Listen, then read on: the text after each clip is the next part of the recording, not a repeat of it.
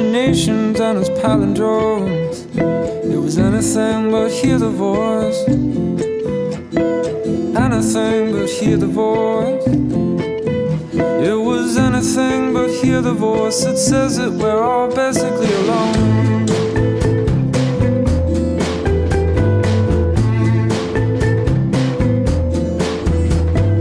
Poor Professor Pynchon had only good intentions when he put his Bunsen burners all away and turn into a playground, a petri dish where single cells would swing their fists at anything that looks like easy prey. And this nature show that rages every day was damn hard as intuition say. We were all basically alone, and despite what all his studies had shown, that what's mistaken for closeness was just a case for mitosis. Why do some show no mercy while others are painfully shy? And tell me, doctor, can you quantify? 'Cause he just wants to know the reason why.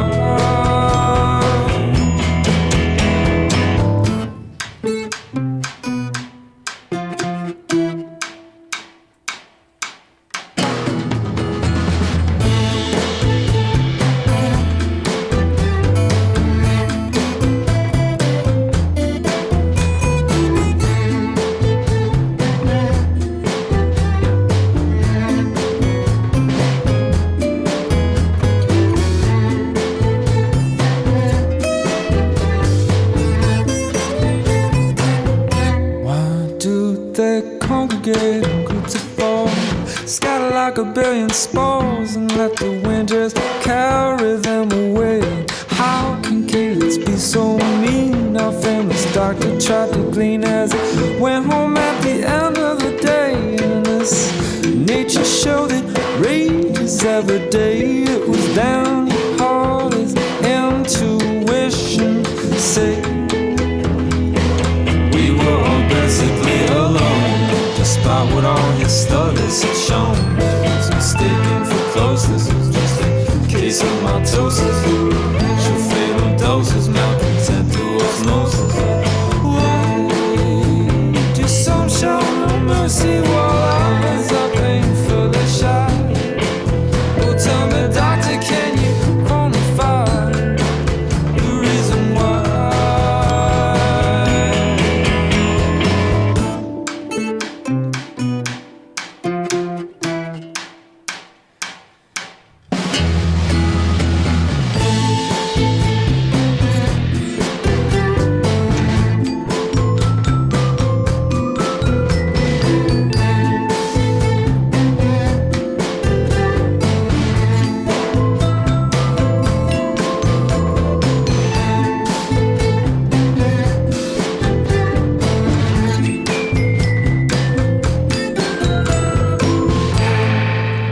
Hey folks, how's it going? Welcome to the show.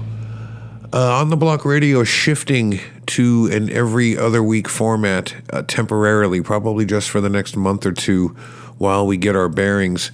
It takes a lot to put this show together for myself and Celeste and producer Mike and the rest of the team that works on it. And the quality, we hope, is high. We hope you're enjoying that and find the programming engaging. And to book the guest, research the guest, plan out and produce the show takes a lot. We're also producing a new show called Podcast Oregon about the cannabis industry in Oregon. So there's a lot going on. So for the time being, we're going to be shifting to an every other week format in terms of new episodes. Please comb through our back catalog and check out some of your favorite old episodes on those bye weeks. And as soon as possible, hopefully by the summer or midsummer or to the end, we can get back to a once a week for On the Block. Other news going on with the show. We have been selected as a finalist for the Willamette Week Reader's Choice poll for 2016. We're really happy about that. You know, the show, as I say regularly, makes no money. We hope maybe it could make a few bucks for our guests by people going on and buying their CDs and books.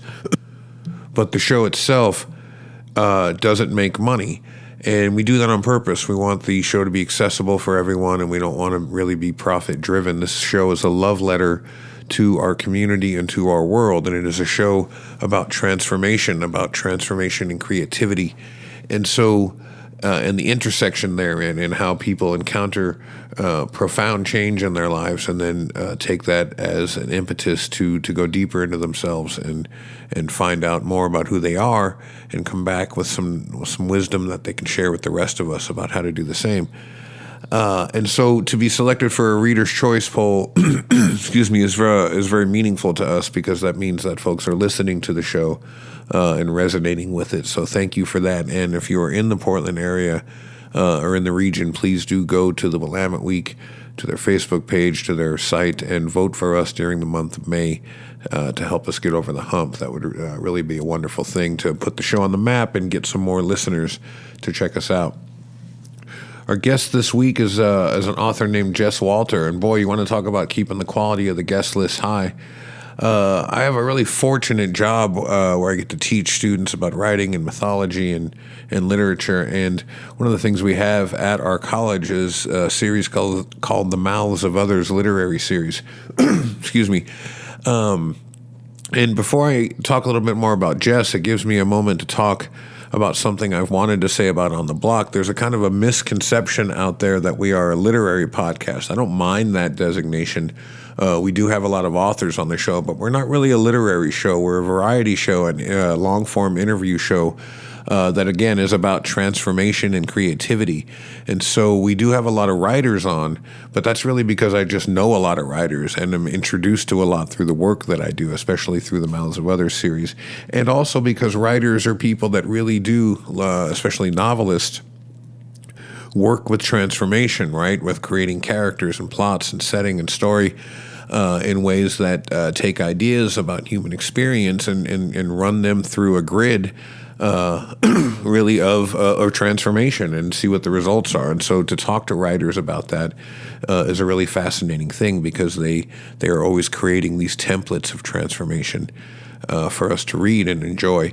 But the show is not really a literary show. We just happen to talk to a lot of writers. That's important because in the future, we're going to have a lot of guests on that don't really fit the mold of what you might expect in terms of writers. Douglas Rushkoff is coming, and now, unfortunately, Douglas has 7 books on the New York Times bestseller list, so maybe he's not the best example. But we're going to have the Obo Adi Legacy Project on soon. A lot more music in the future. I'm going to be doing a 5 or 6 part series on the world religions coming up later in the year. So we got a lot of good stuff for you coming up on the Block Radio. And again, bear with us on this bi-weekly format for the next little bit. We will move out of it as soon as possible, but we want to keep the show coming to you and keep it high quality. And so to do that, we have to do this for the moment. Thanks for bearing with us, folks. So back to Jess. Jess is one of these guys that we get to interview as a part of the Mouths of Others literary series at our school, and our college pays to bring these folks to come talk to our students, and then I get to interview them for the Mouths of Others show, and I take the audio from that and put it up for the On the Block listeners to hear, because I get to talk to some fascinating people. Jess is a former National Book Award finalist, winner of the Edgar Allan Poe Award, 6 novels, 1 book of short stories. This guy's work has been translated into like 30 languages. And he's been in Best American Short Stories, Best American Nonrequired Reading, Harper's, Esquire, McSweeney's, on and on it goes. I've read a few of his books. The Financial Lives of the Poets I read a couple of years ago. Beautiful Ruins, and I'm making my way through We Live in Water. And the guy is one of those people. He's a no bullshit kind of man. I'm going to let you in the interview hear about his background and his approach to writing, his philosophy on it, and it's I love it because he's an autodidact, and he's a person who didn't take a traditional path to success. And I always find that really intriguing because he's kind of writing his own rules. Prince just passed away, and there's so much that's being talked about and said regarding that. But one of the things that we can all say about a guy like Prince is that he had his own pathway to success and wrote his rules along the way. And Jess is a guy that's really similar, that defies all of these conventions. His books aren't easily categorized, and he just keeps doing what he does by his own rules, and people keep responding and buying the books, and he's on the New York Times bestseller list over and over again. So that alone makes him a really intriguing character to talk to, and his books are really intriguing reads, and each one is very different. One of the things I find similar in each of them, and then we'll get to the interview, is the way he uses humor to dive deeper into the human psyche, to dive deeper into what it means to be human, right, to the human experience. And I love authors that use humor in that way, not necessarily just to poke fun at people, but to poke fun at people in a way that opens something up that we can recognize about one another, humor that leads to a kind of recognition. And Jess's work does that on a regular basis. In the episode, there's a couple of pieces you're going to hear during the breaks. Excuse me. In one break, you're going to hear Jess actually reading a section from one of his books, and in the other, you're going to hear a short clip from an interview done by another station with Jess Walter and Sherman Alexie, and they each talk about their favorite books growing up and why, and what books mean to them. And I thought it was just kind of a moving clip for you to hear, so that'll be in one of the breaks as well. All right, folks, thank you for being with us. We're glad you're bearing with us on this new bi-weekly format, and we will see you on the other side.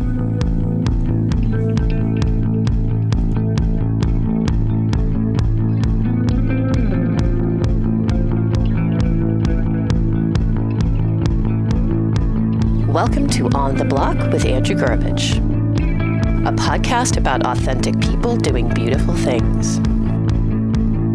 Enjoy the show.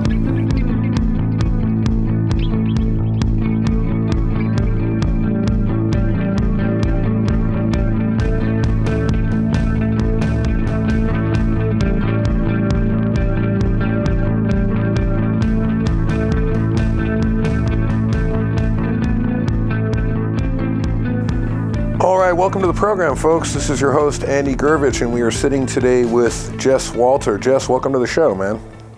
Thanks, Andy. A little bit of your background for, you know what you've done, but just to fill our audience in.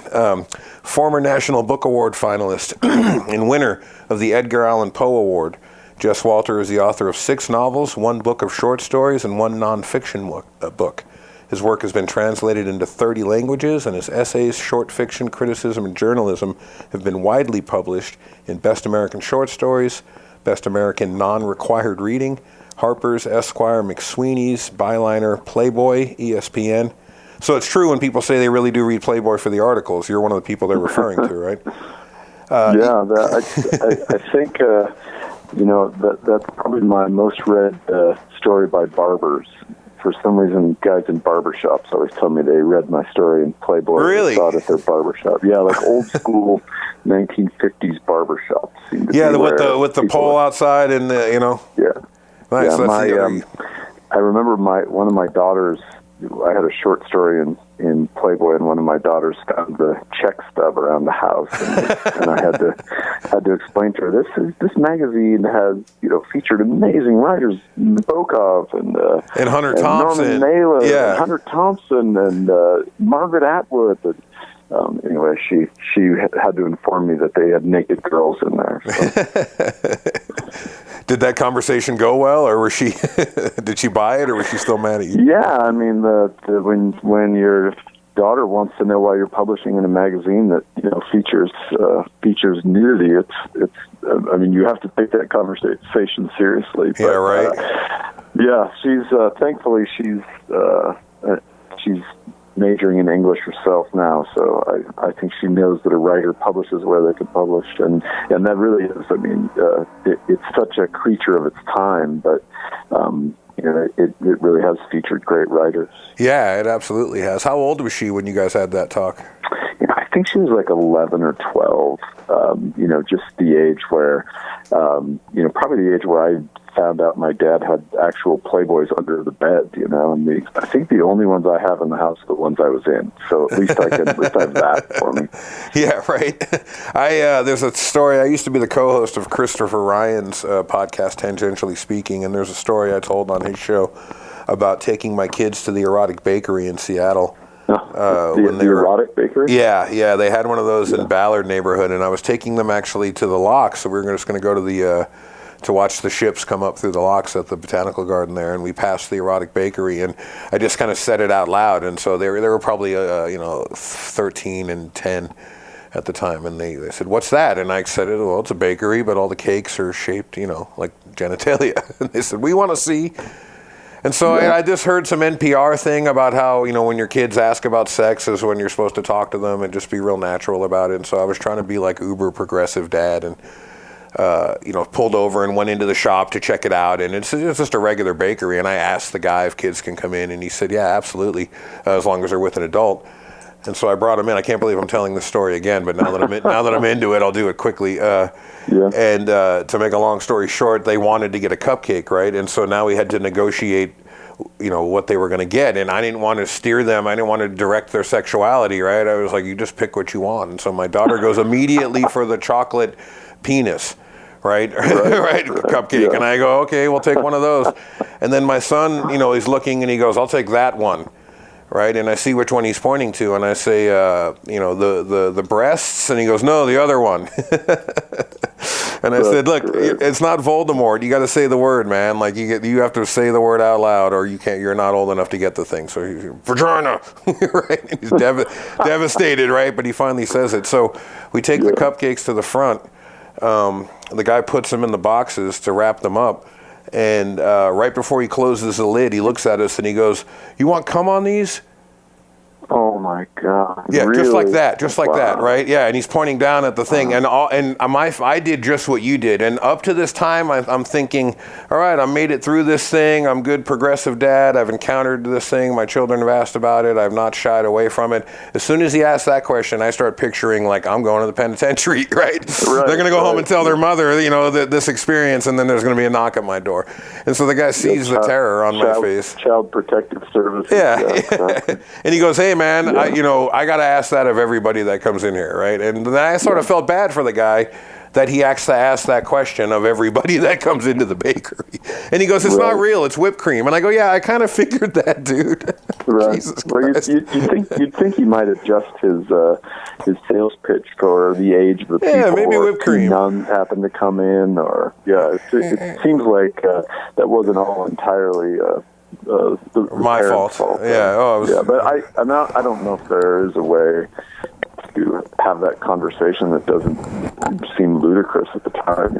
My dad, his father had never really given him a sex talk, so my dad was always looking for the opportunity to explain things to me, and so I was getting way more information at 7 than a person really needs. There you go. Like stereo instructions. Put this here and put that there, and there's no right time to deliver that information. I'm still not ready for that information. From your dad, right? Yeah, from anyone. Yeah. So one of my first questions for you, that was not where I anticipated this interview beginning, but that's how it goes here on the show. I can't wait till Lydia and Michelle and all those people hear that anecdote, and I get fired immediately from Mount Hood Community College. But my first question for you is, do you feel any pressure right out of the gate now to write a Jess Walter book? Has your success made you feel the pressure to continue that with the next book, or do you just do what you've always done and write the next story and not worry about all that? I don't know that I've ever not felt pressure, not felt stress and anxiety and neurosis, and I think those things are sort of wrapped into the being of what a writer is, and yet I also have always just loved the play of writing, the kind of joy of it, I guess. Yeah. So that's usually what I try to focus on. Luckily, there's no such thing as a Jess Walter book. They're all really different. Yeah. And I don't have any idea for the most part, what I'm doing when I start out. I don't outline. I don't even pick a genre. People will ask what it's about, and I'll say something like it's about Italy and Hollywood and the Donner Party and fame, and until they finally just drift away. So, you're talking about We Live in Water. You're talking about your newest collection, yeah? The short story. I was actually talking about Beautiful Ruins. Oh, Beautiful. Okay. With the story. Oh, right. Of course, yeah. Yeah. But so I do feel a ton of pressures, but I've never felt much commercial pressure, I guess you'd call that, or expectation pressure.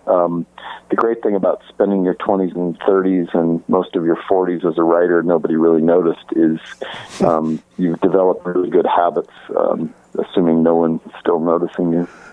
Well, I mean, that leads to an interesting question. You're, in a sense, your brand is not having a brand, right? Because like you said, there's no such thing as a Jess Walter book. And not only do your books kind of defy convention one to the next, which is hard to pigeonhole you, but you didn't really take a straight line to being a professional writer, right? You don't come from an MFA background. Can we talk a little bit about where you grew up and how you came to the writing? Sure.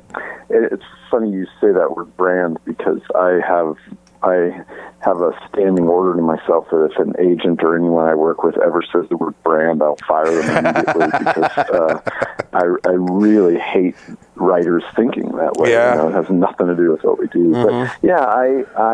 But I like to think that I took the service entrance into writing. I grew up, I'm a first-generation college student, and most of the men in my family worked in manufacturing and construction, and cranes fell on them and killed them, and things like that. So when I decided that I wanted to become a writer, it was as a pipe dream, and it seemed as far from the thing I could accomplish as anything. I became a dad at 19 as a young college student, and so went into journalism and started working in college at my hometown newspaper, and then always wanted to be a novelist. Wrote short fiction for years and years and sent stories out. Had absolutely no connections or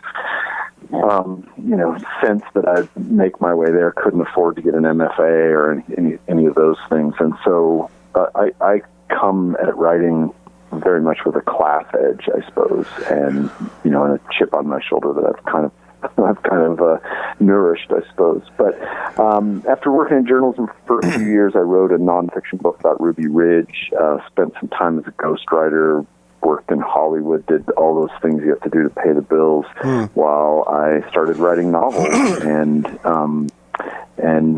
had started having success after, I guess, maybe my third novel did pretty well, and was kind of branded a crime novelist for a while. Was that The Zero?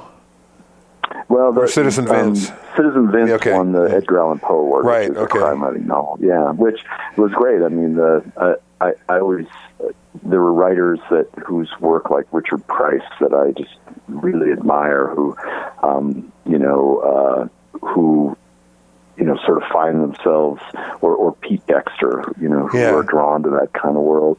And I can read an Elmore Leonard novel, and just find the sort of jazzy rhythm in it. So it wasn't that it wasn't the right fit. It just was never what I really aspired to. Did you? Go ahead. And the next book, the Zero, was a National Book Award finalist. Right. And I think that sort of pushed me, back into what you call literary fiction. Although I hate labels almost as much as I hate the word brand.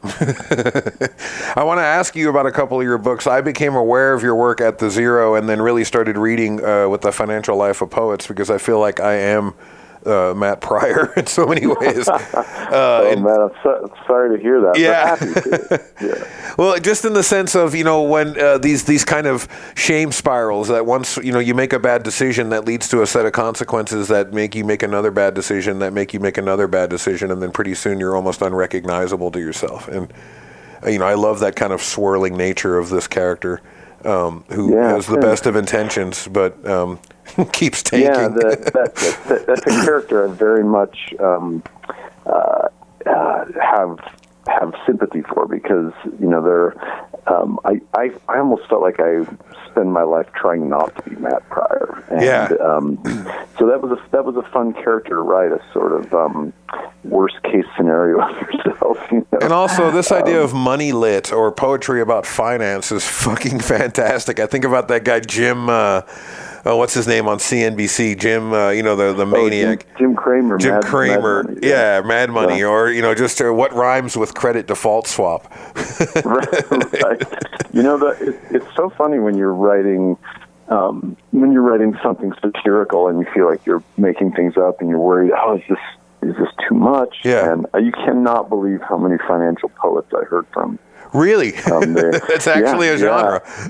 Wow. I mean, it kind of is, including someone who had been writing them for, public radio in New England somewhere. Wow. A former stockbroker who'd been writing financial poetry, and and the hard thing for me was I thought, wow, if I'm going to write a novel about a poet, I can't.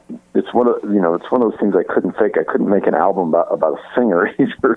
Right, unless he was not a great singer or not a great poet. So I kind of allowed him to be a reporter who had a love for poetry, but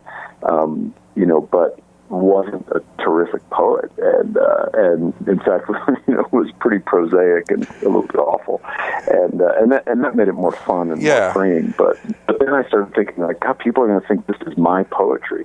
It's weird to want to distance yourself from your own work. Your own work, right? Did you feel like you needed to put a disclaimer in the book to say that the poems don't represent the author? Right, exactly. Yeah, except I can't promise that I have any better poems in my own notebooks. So in the end, it probably was about as indicative and representative of my work as you can. It's always safer to be bad on purpose. Yeah. Well, we're going to go to our first break and then come back, and I want to actually back up for a little bit and talk to you a little bit more about, you grew up in Idaho, correct? No, Spokane. God, I've got nothing right about this conversation so far. I actually am a fan of yours, man. Yeah, we're talking with Jess Walters, and right. the financial poet, and we'll be right back. You grew up in Spokane. Okay, I thought you grew up in Idaho. I got nothing right about this. We'll edit that in post, and don't worry about it. But you got the erotic bakery, so yeah, I'll always have that. Well, I want to talk to you about wherever the hell you grew up when we get back from the break, and I want to find out about if your family was supportive of that move or if they kind of chastised you for it, because it's a bold thing to step away from that and go in a totally different direction than the whole rest of your family and kind of surrounding culture. Is that cool with you? Get into that in a minute? Great, yeah. All right, folks, we'll be right back. Our guest is Jess Walter, who did not grow up in Idaho, and we'll see you right after these words.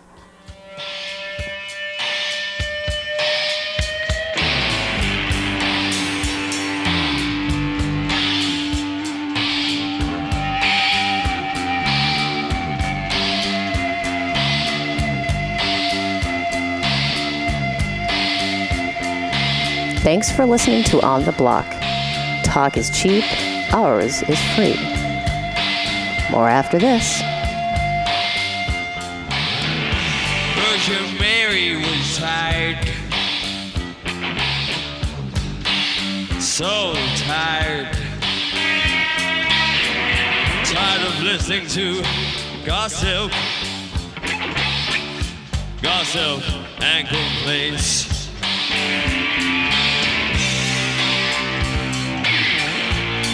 They came from next door.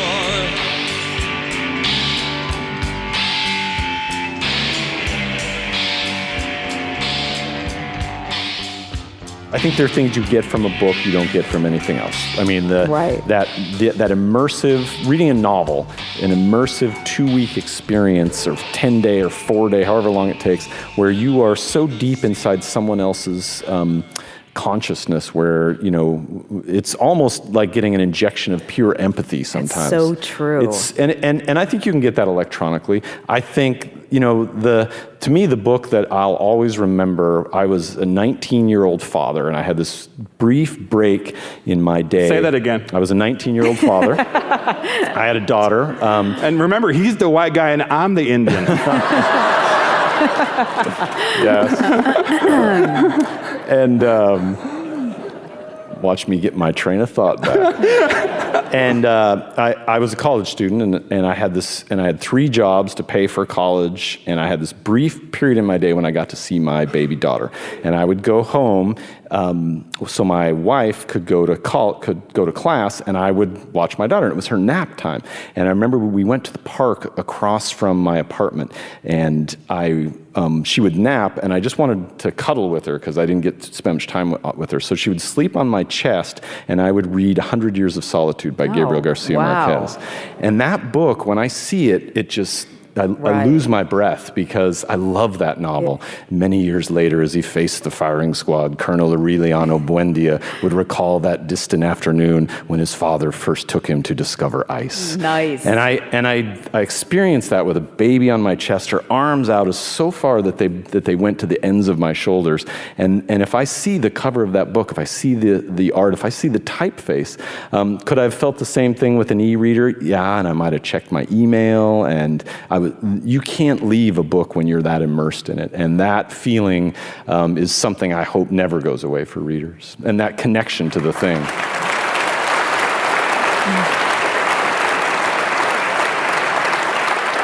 What is the book that you have that vivid of an experience Snowy Day. with? By Ezra Jack Keats. Oh, I love it.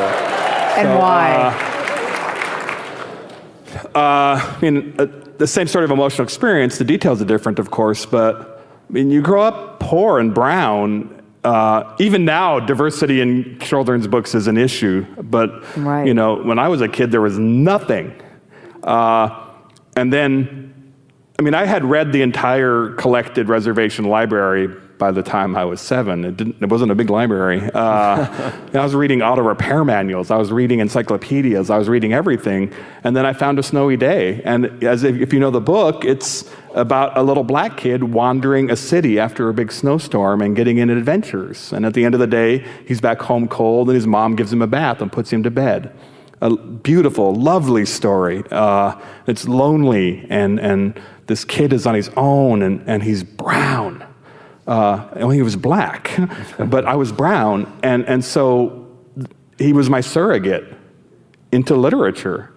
There was nothing in any literature that was remotely about me and the people like me. And to pick up that book and to see it and to see that kid was a revelation. And in fact, that book, I have it. It's mine. They had a sale on the Res 20 years ago of books, and I went and I bought it. So I have the Snowy Day back. You can't even open it. It's so fragile. But I have it. I have the original Snowy Day that I read. Hello, here we go. Hello, this is Dr. Stanley Krippner, and I am on the Block Radio. Oh, pardon me, but threw that over. Hello, this is Dr. Stanley Krippner, and you are listening to On the Block Radio.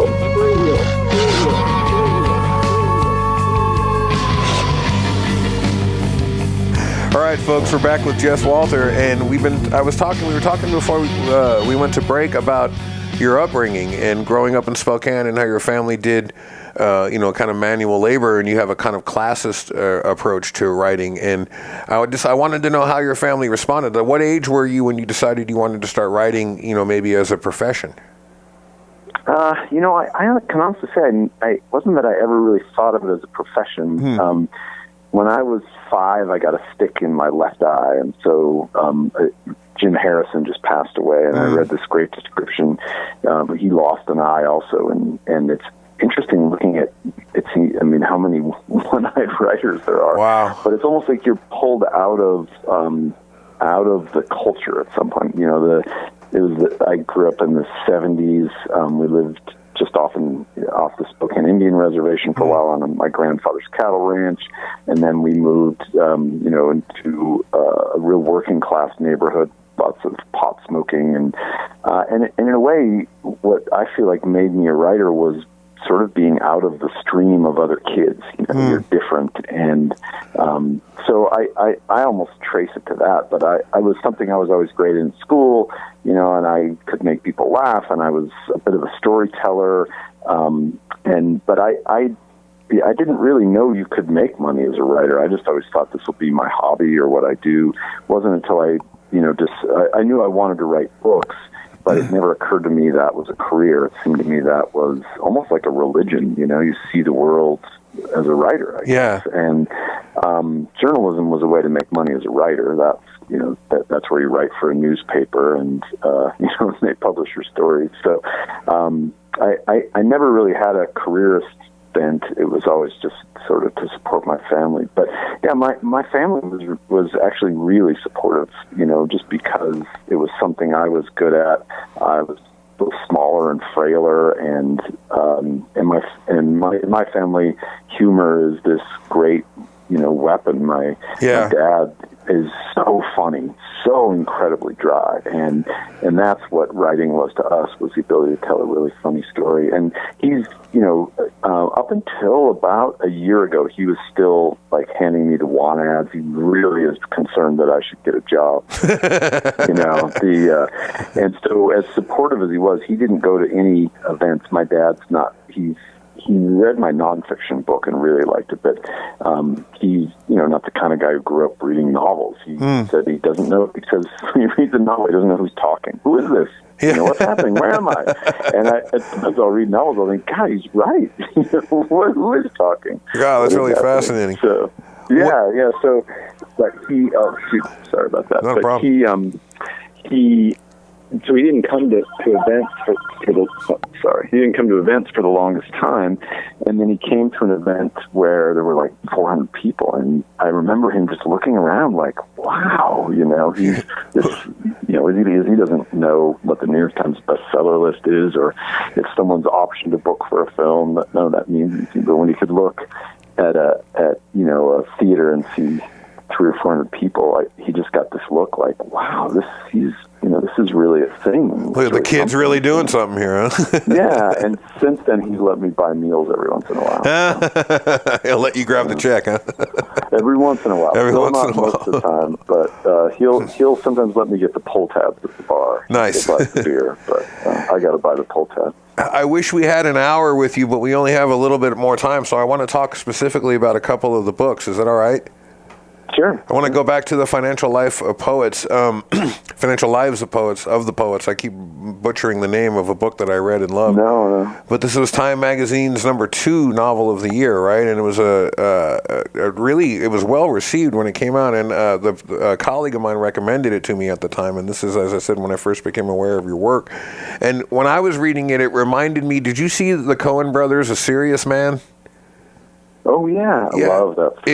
I love everything the Coen Brothers do. Yeah, I do too. And this story and Matt Pryor's story reminded me so much of the main character in that movie. The wife with the late night Facebook sessions with the guy and the Catholic school and the whole thing. Like everything, just one after the next, is just eating away at this person's soul. And there's a kind of, you brought up humor a second ago. There's I found myself so torn in reading this book, because in one sense I'm just devastated watching some of these things happen to this guy, but in another sense there's a kind of humor and a kind of glee in watching his life fall apart. You know what I mean? I mean, you present it in a way that it's a humor that draws us closer to the characters, and even though there's tragedy and even though there's a lot of devastation, they somehow reveal the through that fragility our common humanity more. And I think that's a really special thing. Have you heard that before? I have such an affinity for the Coens and their ability to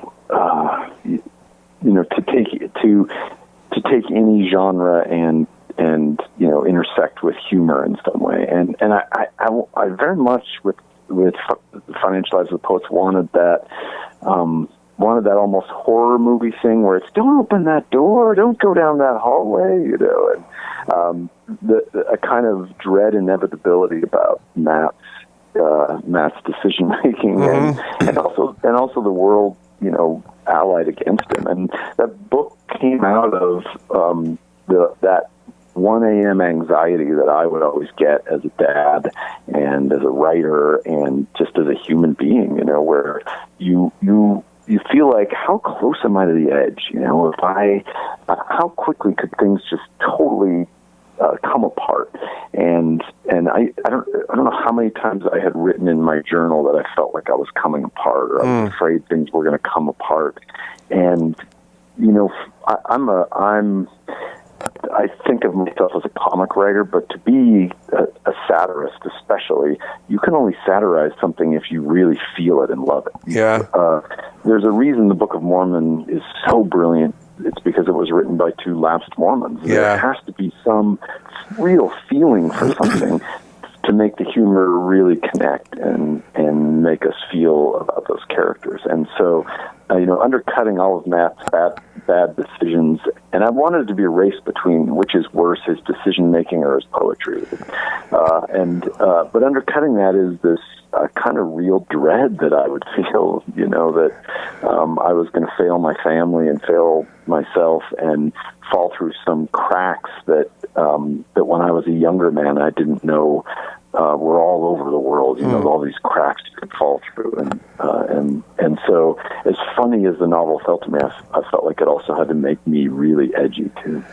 Do these characters ever come back to you, or are you the kind of writer that the characters appear and kind of have their own identity and make their own choices, and you just feel like you're almost recording it, or do you feel like you're just in full control of them and they do what you decide you want them to do on the page? I mean, that's such a tricky question. I loved what the Bokov said about that. Someone said, he said, I've heard that tripe about, that the characters get up and act on their own. Yeah.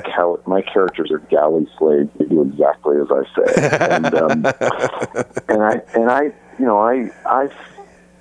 There is something that happens. What it really is that you surprise yourself. Mm-hmm. The whole point of writing a book is to be your wisest, smartest self. And there's a reason that writers say writing the book is discovering it. It's not just that it's a clean, cliche or a Buddhist tone or a tautology. It really is where you're discovering something you didn't know before. And that can feel like the characters exist outside, what you're doing. But of course they don't. It's really a verb followed by, a noun followed by a verb, followed by an adjective. It's consonant, vowel, consonant. It's really these pieces you're putting together. But I'm working almost like a philosopher with a thought experiment. I'm taking something to its fullest extreme, and the brilliant part is when you find out, something as that you maybe sort of knew going in, but when I felt like I discovered with The Financial Lives of the Poets that his real crisis was his family. It wasn't an economic crisis. It wasn't a work crisis. What we really care about at the bottom of this are these people that are around us. And I maybe could have read that in a fortune cookie. Yeah. It took me an entire novel to discover it.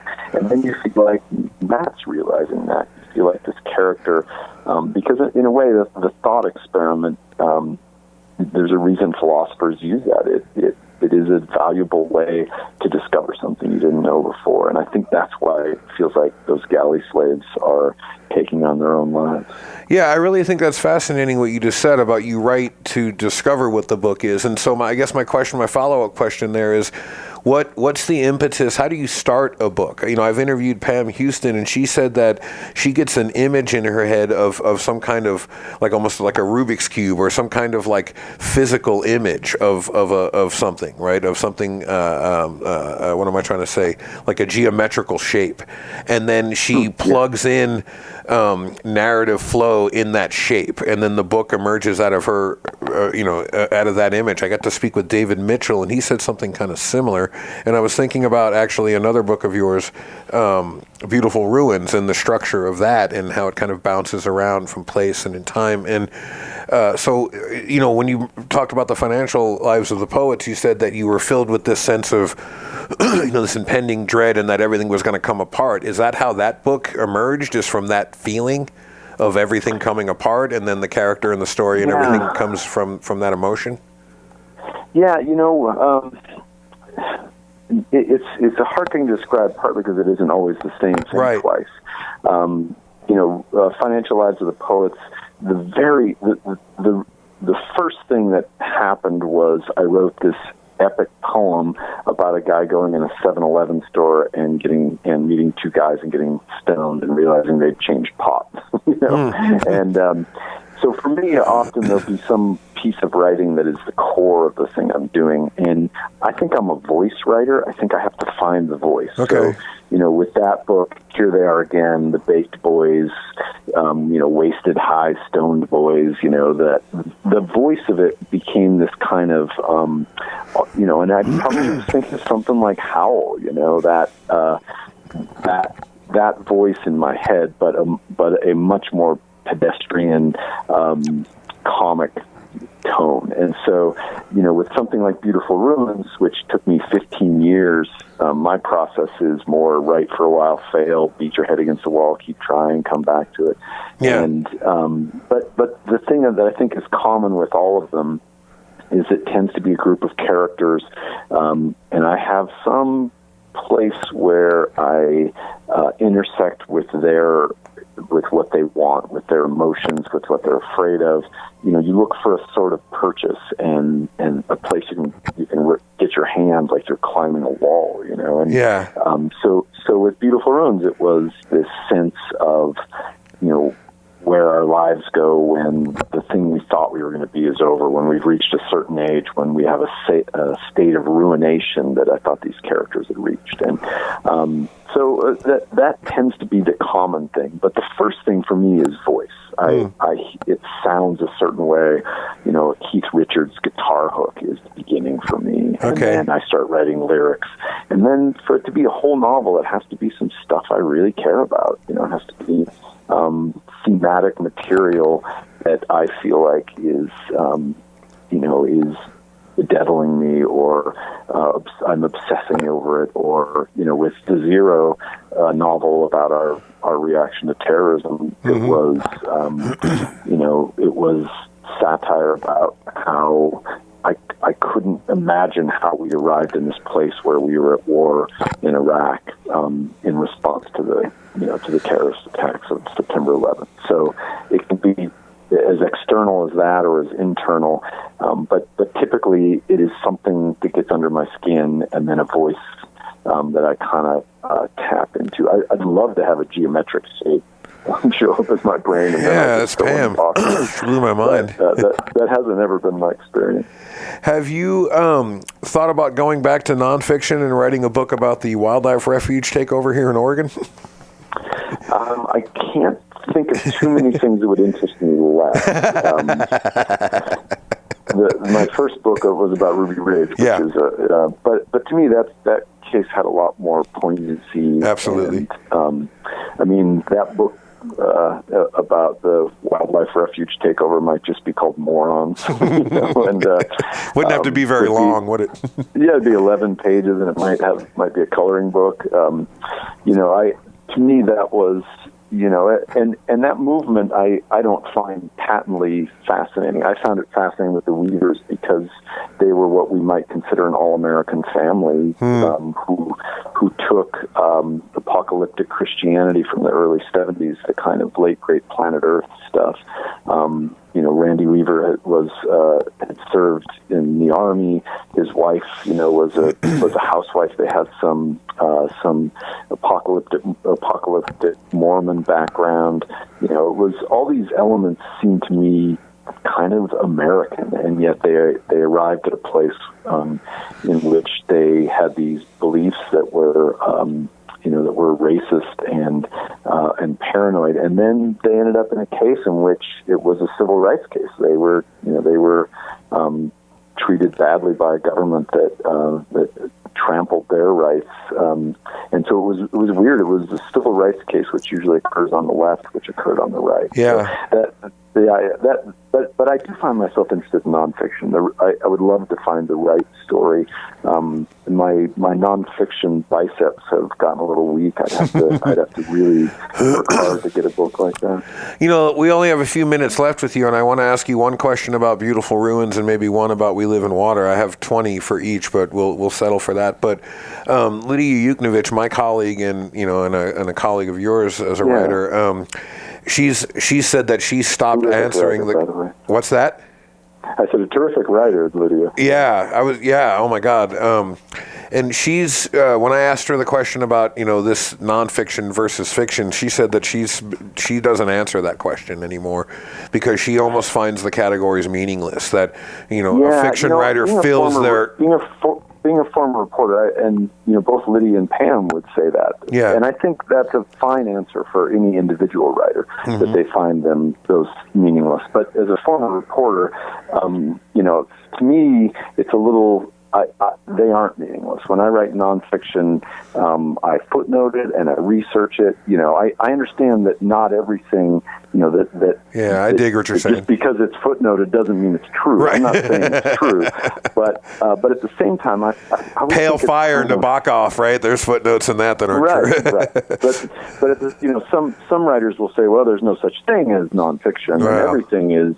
And to me, that's a little like, saying because there are swamps, there's no such thing as ground and water. We know what solid ground looks like, and we know what water looks like. Now, there's groundwater, there are lakes, there are islands. There are places where those things are different. But at the same time, if I'm writing nonfiction, for me, even if I write a memoir, I'm working on one now about my family, and I'm getting court documents and interviewing people and an archivist more than anything. To me, it's an entirely different muscle. If I say it's nonfiction, I want people to think I aspired to have it be factual, I guess. Well, this is one of those benefits. And that aspiration is important to me. This is one of those benefits of you not going to grad school and studying Derrida and deconstruction, because that's where you have to say all these things like there's no difference between fiction like and a lot of self-educated people, I've read Derrida and I'm very familiar with a lot of the theory that goes into this, and it's inarguable that history, for instance, is entirely subjective, and yet that doesn't. I still go back to the aspirational piece of it, that a writer can aspire to do something that in the world they live in the scope they have, adheres to some sort of factual piece of the world. To me, if we don't have that, then the next step is Donald Trump wins the presidency. Yeah, and Donald Trump loves the uneducated. He says it from the mic. Right. Well, but more than uneducated, it's the ability to say, well, I know that this looks like this, but I'm telling you it's not. Right. And it doesn't matter if it's true or not. I mean, we do need some aspiration toward objective truth. Yeah. And to throw out everything, to me, is a mistake. To throw out this idea that you can aspire to something called nonfiction is a mistake. Again, for any individual writer, I totally applaud any writer who blurs those things within their own work. To me, it's just how you label it. And most memoirs, I don't think people are reading them assuming that they're court transcripts. Right. Well, I mean, I appreciate what you're saying there, and it was Janet Maslin. I want to ask you before we leave here. Said that the plot line of where I'm losing my notes, of Beautiful Ruins was more intuitive than linear. And it makes me think, when you mentioned being an autodidact, one of the benefits of being an autodidact is you really get to follow your intuition and into the material and educate yourself on things in the world. And a lot of us that, I don't know, the institution creates categories of thinking that tells people what they can and cannot think, and then molds students into those. And so that, right? I know so many writers that go get an MFA, but then have to unlearn so much of that in order to become a good writer. Well, and I think I am an autodidact, but I also think I also have such an anti-authoritarian streak in me that, and I would have gotten an MFA if I wanted one. As a matter of fact, a few times I took the PRE. I went to started applying for programs and just could never afford it. Yeah, the money. My God. The ironic thing, I read a poet say that the MFA has democratized. Oh, we just lost him. Hello. Yeah, it keeps going right to call ended. All right, folks, we experienced some technical difficulty with Jess Walter. We're going to try to get him back on the line. Stay with us, and we will be back after these words.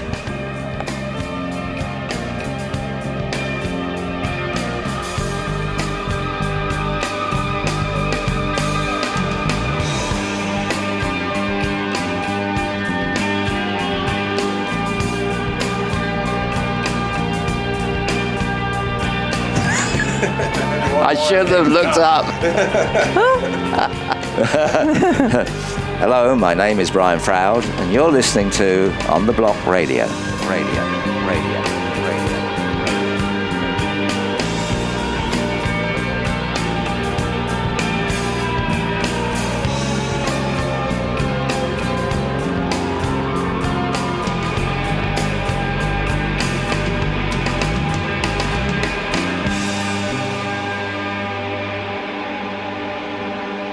The Financial Lives of the Poets by Jess Walter, read by the author. Poets have to dream, and dreaming in America is no cinch. Saul Bellow. Chapter 1, Another 7-Eleven. Here they are again, the bent boys, baked and buzzed boys, wasted, red-eyed, dry-mouthed high boys, coursing narrow, bright aisles, hunting food as fried as they are, twitchy hands wadding bills they spill on the counter, so pleased and so proud, as if they're the very inventors of stoned. And behind the counter, the ever-patient Rajiv makes half-lidded eye contact with me as he rings up another patchouli foul giggler, Reese's Pieces, Pick Six Lotto, Red Bull, and a Cheddar Jack Taquito. Rajiv probably thinking, these kids, eh, Matt? Or maybe not, because Rajiv doesn't know my name and I don't wear a name tag. I'm just the middle-aged guy who leaves my gunmetal sedan running when I come in after midnight, when I can't sleep. And I've forgotten to get milk at a regular store. Milk for the kids' cereal. In the morning, before school. The milk is like $9 a gallon. For years, recent immigrants like Rajiv have been political Rorschach. See turban, think terrorist, and you're a red American. Assume Indian neurosurgeon fluent in 5 languages, stuck serving morons at midnight for minimum wage, and you're blue like me. Of course, I have no more proof that Rajiv was a doctor in Delhi than some Texas trucker does that he's a bomber. Rajiv may have jockeyed a 7-Eleven in India too, for all we know. So impeccable is he with change, effortlessly plastic bagging Hostess snowballs and Little Debbie's, Power Bars and Mountain Dews. No, wait, dude, chocolate milk and pork rinds, as yet another stoner reassesses the aisles. And ooh, Cool Ranch Doritos. Whenever I come in here, I invariably think of my own boys, at home, asleep in their beds, still a few years from such trouble. Or do they already dream of midnight at the Slurpee machine? 2 tattooed white kids in silk sweatsuits step to the line behind me, and I tense a little, double pat my wallet. The fat one juggles a half rack of malt liquor 40s while his partner rolls away to yell in his cell, "Chulo, don't do shit till we get there, yo." The door closes behind the cell phone gangbanger, and I'm finally at the front of this line with my milk. Hey, Rajiv. When something goes terribly wrong at the soda fountain, and the clerk and I turn together, drawn by a hydroponic squeal from deep inside the cave of a blue hoodie. A pierced, lank-haired skater, board strapped to his back, has spilled his 72-ounce Sprite and now believes it is the funniest fucking thing in the world. And Rajiv nods wearily at me again, no doubt wishing he were back cutting craniums at Mumbai General. He casually swings my jug past the scanner. Then he hands me my milk, for the boys, for their cereal, in the morning. It's like $9 a gallon. I also think of my mother when I come in here. She was dying several years back and became obsessed with the terrorist attacks in New York. I hated that she should be so racked with random anxieties as she wasted away, thumb jacking the morphine pump like it could save her life. It couldn't. Her fear of dying manifested as a fear of things she had no reason to fear anymore. Random crime, global warming, and most of all, terrorists on airplanes. Matt, she asked right before she died, do you think there will be another 7-Eleven? I thought about correcting her, but I just said, no, Mom, there won't be any more 7-Elevens. Nice slippers, yo, says the cell phone gangbanger when I come outside with my milk. He's 20 or so, in a sagging shark-colored tracksuit, black hair combed straight over his ears, elaborate tattoo rising out of his shirt at the base of his neck. And right out in the open, in front of this convenience store, he conveniently offers me a hit on a glass blunt, a little marijuana pipe shaped like a cigarette. I wave it off, but sort of wish I hadn't. It's been at least 15 years, but I didn't just spring from some relaxed, wasted suburbia with a Stoli martini in hand. I had my moments. In college, they used to call me Weed Eater because I devoured those Acapulco gold joints, incense burning, black light on the walls, Pink Floyd thrumming down the dorm floor. Oh, and they're not technically slippers, but a casual loafer I got at the Nordstrom rack with a gift certificate when I returned a cardigan that made me look like my grandfather. Of course, I don't tell the stoned kid that. I just smile and say, no thanks. But then I pause to get a closer look instead of continuing on to my car. Maybe I'm just curious about this clever pipe, or maybe it's the smell of the weed, or maybe it's just this swiveling looseness I'm feeling. But I'm still in mid-pause when the fatter white gangster joins us, flat brim ball cap, worn side saddle, and now there are three of us standing in a little semicircle, as if waiting for a tea time. Hey, says the one with the neck tattoo and the blunt, dude here can give us a ride to the party. And I'm about to say that I can't give them a ride because I've got to get home and they look mildly dangerous, when Fat in the Hat says, thanks, man, like he's surprised I'd be so cool, and suddenly I want to be that cool. And then the fat kid looks down at my hands and laughs. Damn, man, why you buy your milk here? Shit's like $9 a gallon. The clouds are low, like a drop ceiling suffused with light from the city. They slide silently overhead, and two dope-smoking bangers in tracksuits climb into my car.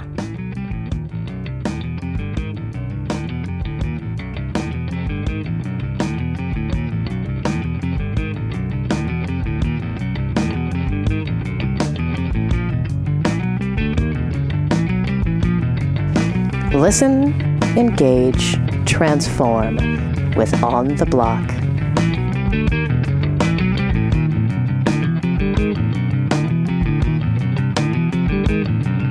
Do you have a second to answer two more questions, or do we need to just cut it here? Yeah, I guess so. We're in good shape. So sorry to do that. All right, so you were in the middle of saying about being an autodidact, but wanting the MFA, but having the anti-authoritarian streak. So you were right in the middle of that. I just think I would have, I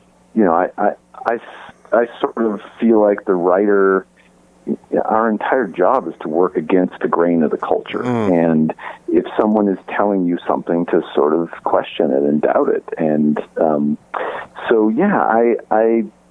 I think, the opinions I have, certainly could have been formed, various ways, by being directed into reading. But I also think,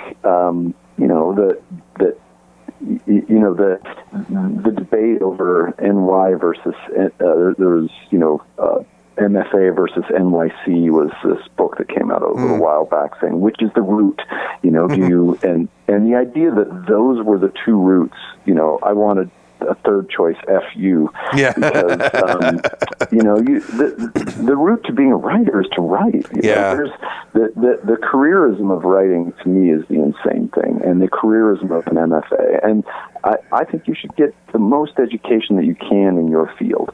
But the idea that every writer would come through the same process, to me, is the most disappointing thing. I want to read, I want to read, the poet who worked at an auto, who worked at a factory in Michigan. Yeah. I want to read, great writing from prison.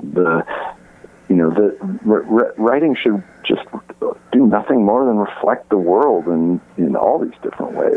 Different ways. It's disappointing to me that young writers have this belief that you need an MFA.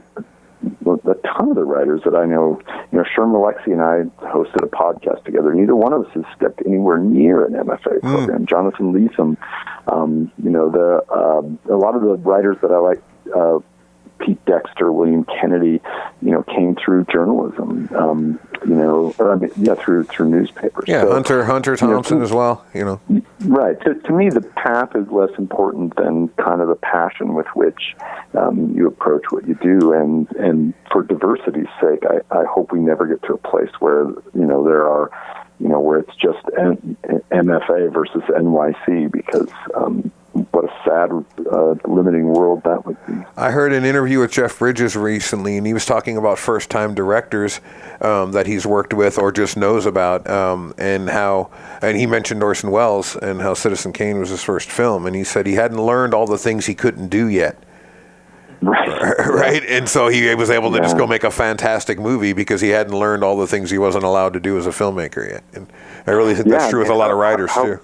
How great to go straight to audacity and to and to learn from watching the things and doing the things. No kidding. So a question. We're probably not all Orson Welles. That's the problem, right?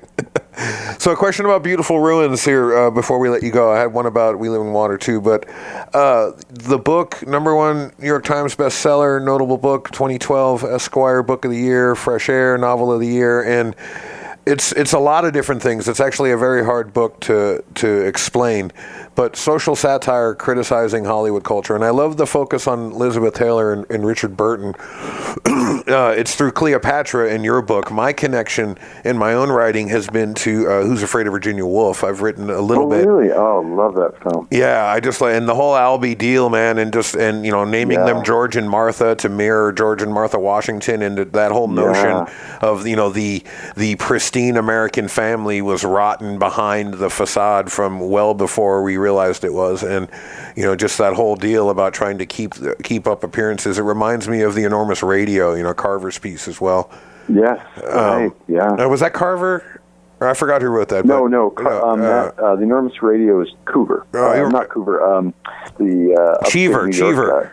Cheever. There it is. Yeah. Nice. Once we started with the C and the V, I was off. But, the Cheever story. Yeah. So, what was your impetus for this book? Did you start with that, with this critique of Hollywood, the satire of Hollywood culture? Was it celebrity culture? It's funny if you spend 15 years on a book, how it will become a catalog of various rabbit holes that you're interested in. And the first one was Italy. I mean, the very first impulse was going to Italy. My wife is second-generation Italian, and just going to this beautiful place. And I think because I've lived my whole life in Spokane, Washington, I was always looking for the kind of place that you could write a beautiful novel about. Wow. And that was my first impulse. This place is beautiful, and the Cinque Terre specifically. Yeah, my God. These cliffside villages, hundreds of years old, cut into the side of these cliffs. For a while, you could only arrive at by boat. To me, that was just a sort of magical place you should write fiction about. When I started that book, my mom passed away almost right when I got back. And so the first impulse was to just write about a woman about my mom's age. And then when I decided it wasn't my mom, I thought, what's she going to be? What's this woman doing in Italy? And 3-4 years down the road, I found myself thinking she's an actress. And then that led me into the rabbit hole of researching what would have been going on in Italy in the 1960s. Okay. And then the story became about storytelling. And, I went to Scotland during that period, so the novel went to Scotland, and I went to London, so the novel went to London, and I went back to Italy, so the novel went back to Italy. And it's just all the things you're sort of thinking about, and you try to find a way to craft a narrative, and to do it in a way where you're sort of braiding these stories so that they come back around, and the characters grow over the time that you're writing. 15 years you worked on it, and like you said, a chronicle of all of these little pet projects and cul-de-sacs and rabbit holes. Did you get at what you wanted to get at? I mean, when you said before you write towards an understanding with the book, did you get to that place for yourself? It was the process of discovering what that thing was. And the time that I began that novel, I had one parent die. I had a child leave home. I had 2 more children born. just the life that you live during that period. And it was a big book for me in that way, because it's about nothing so much as what life does to these characters, and the sense that that you intended one thing, and the thing that you ended up with, while not the life of your dreams, which is what Hollywood is the life of our dreams. Sure. Not the life of our dreams, it has a certain grubby dignity that in some ways is more true and more what life really turns out to be. And and that's what kind of where the book ended up for me was this is what it feels like to come through this part of your life. Well, I want to ask you one more question before we let you go. Is that all right? Sure. Yeah, I got a couple minutes. Yeah. Okay, cool. So We Live in Water, a collection of short stories. This was your first published collection of short stories, yeah?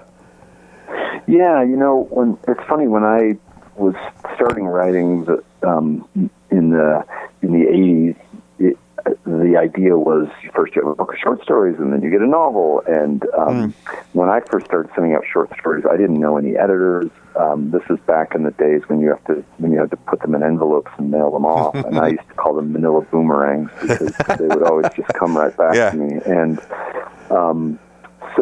I really had to publish 5 novels before my publisher would was really interested in the book of stories. I'd floated an idea for one before, and then when they said they were interested, it was I was really pleased, obviously. But then I had to look through my stories and see, well, which stories am I going to choose? And again, being a writer motivated by class, I was amazed to see how many of my stories were about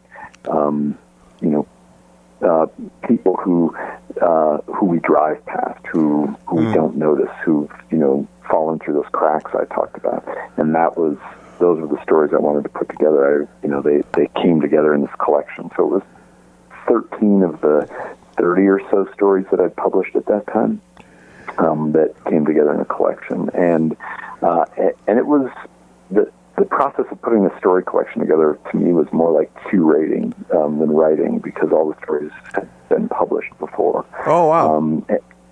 And so it was picking the ones that went together. It was, like a musician choosing which songs go on the album and which order they go in. Yeah. And, and the links, a few characters show up in, there are 3 linked stories in the collection, and then some other characters show up in some other ones, and then there are thematic links, and so that was the process. It was really, really pretty thrilling. I want to finish another novel or 2, but I've got another book of stories.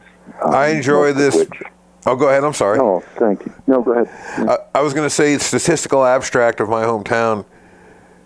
That is fantastic. It is hilarious, and to give such an insight into that only a local from a place who loves the place and hates it in only a way somebody who's lived their entire life there can. Yeah, it's funny. I won't read that story in Seattle anymore, because they look so horrified. Like, oh my God, poverty! And it's everything I hate about Seattle. Yeah. I write in there that in Spokane you're never more than 3 blocks from a bad neighborhood. And, that I've grown to love that. You should be aware. You shouldn't be able to put yourself in a bubble of sushi restaurants and Whole Foods and imagine that the whole world is as well off as you are, because they just aren't. Did you see that guy, that .com guy that wrote that angry letter to the mayor of San Francisco about why he has to look at homeless people on the street as he's going to work every day? It wasn't that we should do something to help these people. It's we should get them out of my view so I don't have to look at them as I'm driving. I don't want to look at them, right? Unbelievable. You had another great story in that book. I'm forgetting the name, but also dealing with this class issue about a homeless guy trying to raise money to buy his son anything helps. Yes, right. The Harry Potter, the next Harry Potter book, right? Yeah, I had my wife and I had been panhandled once by a woman who said she needed money for 3 kids, to buy food for 3 kids, and she was standing outside a liquor store, and so you thought, right, sure you do. But I gave her some money, or near a liquor store, but I gave her some money anyway, and later we saw her walking down the kids with grocery bags, down the street with grocery bags and kids, and I just thought, wow, when did we stop when did our empathy take some sort of hiatus? And so that I really wanted to write a story about a panhandler who tells the truth, and doesn't get believed. And so Anything Helps came out of that.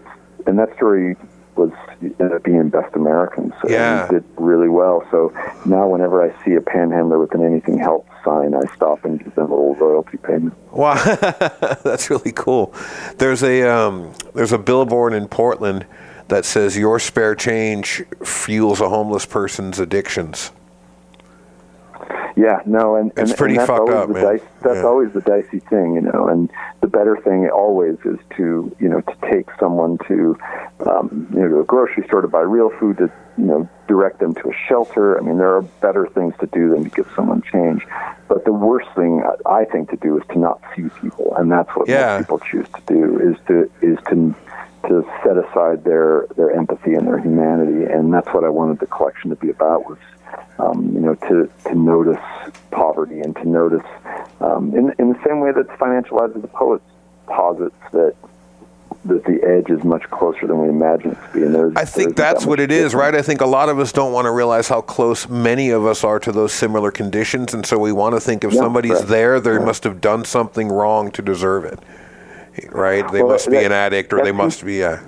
Yeah, that seems to be the place we've landed, and I started thinking about the Great Depression, when 1/4 of American men were out of work, and women weren't even in the workforce, and you didn't get the sense that people blamed you for your poverty. Right. It's almost like now we assume, well, you must have done something wrong. You didn't work hard. You try hard enough, right. Yeah, and it's insanity. We know what an unfair country we've landed, and we know that we want it to be egalitarian, but but we know what the reality is, and so just to notice those people and to stop and think about their stories was what I hoped the collection would do. Is there a theme in this collection that ties the whole collection together? You said there was a couple of linked stories, but and I know these are previously published short stories, but you said you selected ones and organized them. So after you did that, did you notice an arc or a connecting theme among all of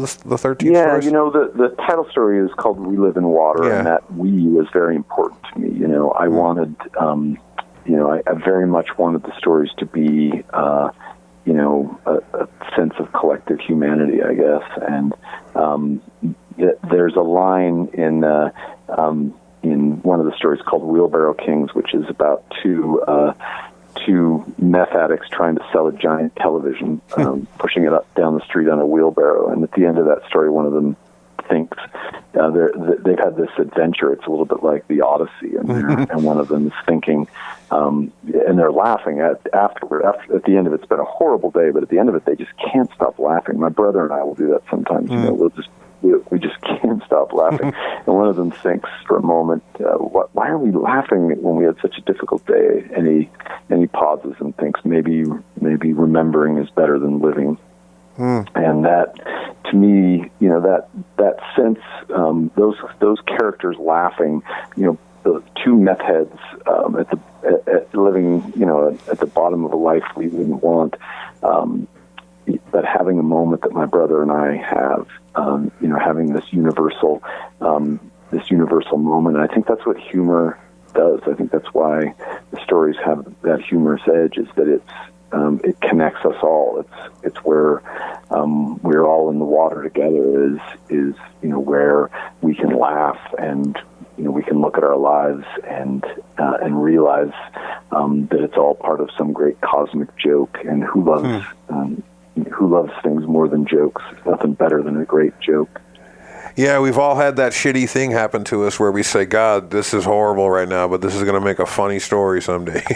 Right? Yeah, exactly. No, I think that's what it is to be human. It's certainly what it is to be a novelist. Wow.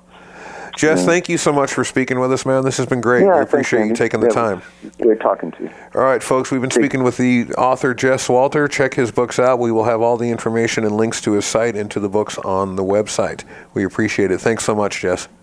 Thank you. Have a good evening. All right, thanks, folks. You've been listening to On the Block Radio, and we will see you on the other side.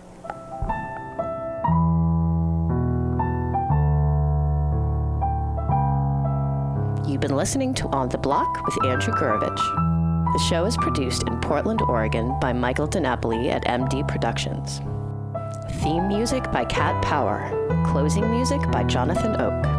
Look us up on the web at ontheblockradio.com, where you can also link to us on Facebook, Instagram, and Twitter. Don't forget to tune in next week for a brand new episode. Previous episodes can be found on our website.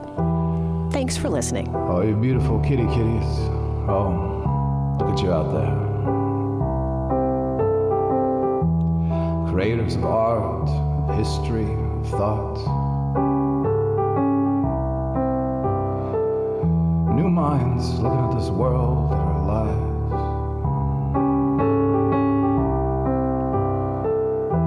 Beautiful, beautiful, like a bolt of lightning in your head.